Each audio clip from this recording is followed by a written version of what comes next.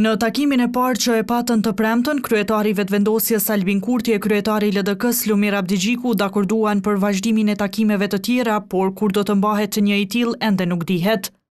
Burime brenda lëvizjes Vetëvendosje thanë se ende nuk është caktuar takimi i radhës mes dy liderëve të partive politike. Ndërkohë që afati për konstituimin e kuvendit është duke rrjedhur, në zyrën e presidentës së Kosovës thanë se do të veprojnë brenda afatit kushtetues për thirrjen e seancës. Lidhur me seancën konstituive pas certifikimit të rezultateve, ushtruesja e detyrës së presidentës ka 30 ditë kohë brenda së cilave duhet të thirret seanca konstituive, prandaj edhe do të veprojë brenda afatit kushtetues. Presidenti Haxhiu mirëpret takimet e zhvilluara ndërmjet partive politike dhe uron që përmes tyre arrihet marrëveshje për çështjen e presidentit.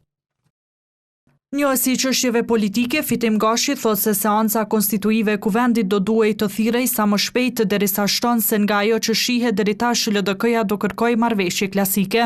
LDK-ja ka shfaqur interesim për të hyrë në koalicion me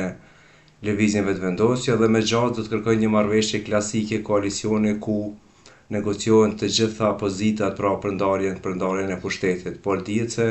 vendimmarrja e LDK-s do të kurzohet edhe nga zhvillimet brenda këtij subjekti,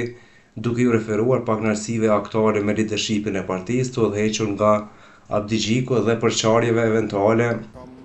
Sipas analistit Albinot Maloku, ani se partia në pushtet i ka numrat për konstituimin e kuvendit dhe për qeverinë, kjo nuk pritet të ndodhë pa një marrëveshje politike mes partive. Unë kam përshtypje që s'ka një maturim të gjithëmbarshëm politik në vend për ta kuptuar që tani jemi në afate që mund të bëjmë thirrjen e seancës konstituimit dhe nisjen e formimit të institucioneve të reja që tani. Mirë po, kam përshtypje në çështje marrëveshjes, mungesës së marrëveshjes nga ana subjekte politike. Të premtën kryeministri në detyrë një herësh edhe kryetari i Lëvizjes Vetëvendosje Albin Kurti priti në takime të ndara Lumir Abdigjikun, kryetari i LDK-s bashkë me Vjosa Osmanin dhe kryetarin e PDK-s Bedri Hamzën, por ky i fundit pas takimit tha se partia e tij do të jetë në opozit. Me LDK-n u dakorduan për t'i vazhduar takimet, tani se kjo parti po kalon vetë në një fazë paknaqësisht të brendshme dhe nuk dihet nëse të gjithë deputetët e saj mund të përkrahin një marrëveshje eventuale me Vetëvendosjen.